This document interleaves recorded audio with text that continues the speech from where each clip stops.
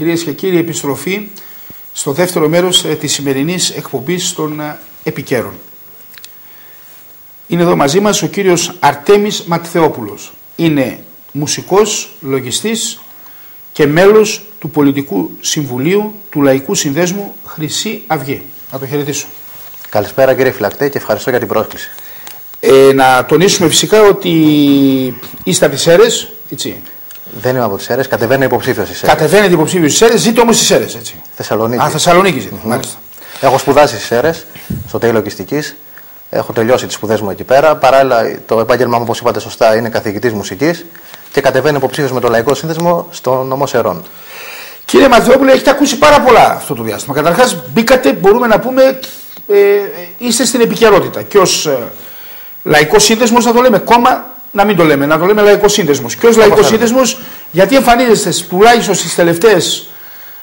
στο τελευταίο τρίμηνο, μέσα σε όλες τις δημοσκοπήσεις να ξεπερνάτε το 3% και να εμφανίσετε δυνάμεις του 8 και του 9 και του 10% σε κάποιες περιοχές της Αθήνας. Πόσο σχολιάζετε το συγκεκριμένο αυτό? Κοιτάξτε να δείτε, το θέμα των δημοσκοπήσεων έχει πολλές ερμηνείες.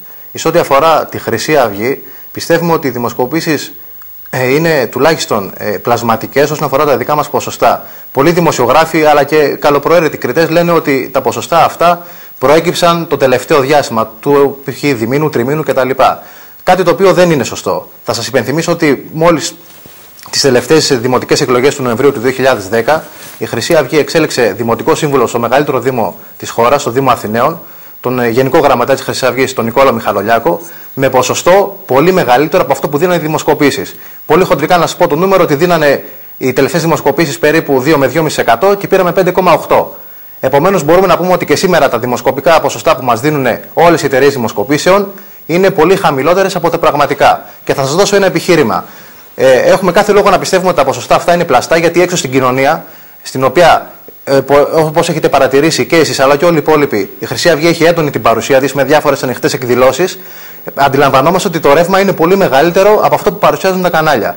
Επομένως, αν θέλετε να κάνω και μία πρόβλεψη, τη νύχτα των εκλογών θα δείτε ότι τα ποσοστά, τα πραγματικά της Χρυσής Αυγής θα είναι πολύ μεγαλύτερα από αυτά που βλέπουμε στις δημοσκοπήσεις. Ο λόγος που έχουμε την εκλογή του κυρίου Νίκου Μιχαλολιάκου στο Δήμο της Αθήνας, πρέπει να πούμε είναι η πρώτη φορά που εκλέγεται Δημοτικός Σύμβουλος επί Χρυσή Αυγή στον Δήμο Αθήνας. Ναι, σωστό. Λένε πολλοί είναι ότι η ενεργός παρουσία σας στις λεγόμενες περιοχές του ιστορικού κέντρου που έχουν υποβαθμιστεί, που αντιμετωπίζουν τα δικά τους οξυμένα προβλήματα και λόγω των λαθρομεταναστών, λόγω των παράνομων μεταναστών. Είναι αλήθεια κάτι τέτοιο? Ένα κομμάτι αυτό, ναι, είναι σωστό, αλλά όχι η απόλυτη αλήθεια.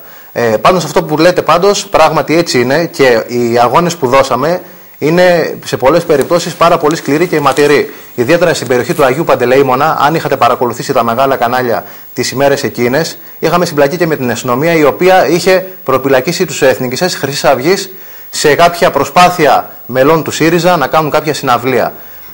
Η παρουσία της Χρυσής Αυγής στις γειτονιές, εγώ δεν θα μιλήσω από τη δικιά μου πλευρά όντας μέλος του κινήματος. Πάρτε μερικές συνεντεύξεις, άμα θέλετε, κατοίκων της περιοχής που βγαίναν στα κανάλια και λέγανε ευχαριστούμε τη Χρυσή Αυγή που ήρθε και απελευθέρωσε τις γειτονιές μας από τη λέλαπα της λαθρομετανάστευσης.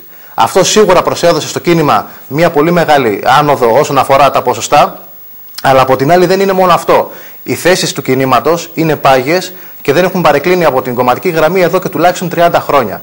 Εάν πάρετε και διαβάσετε τις θέσεις και το πρόγραμμά μας πριν 10-15 χρόνια, είναι το ίδιο και το αυτό με το σημερινό. Κάτι το οποίο στον Έλληνα πολίτη πιστεύω ότι μιλάει διπλά, ιδιαίτερα τη σημερινή εποχή που έχει απογοητευτεί από το πολιτικό σύστημα, που είτε οποιοδήποτε τέλος πάντων αρχηγός πολιτικού κόμματος μπορεί να βγαίνει και να λέει τη μία μέρα κάτι άλλο, την μεθεπόμενη κάτι διαφορετικό.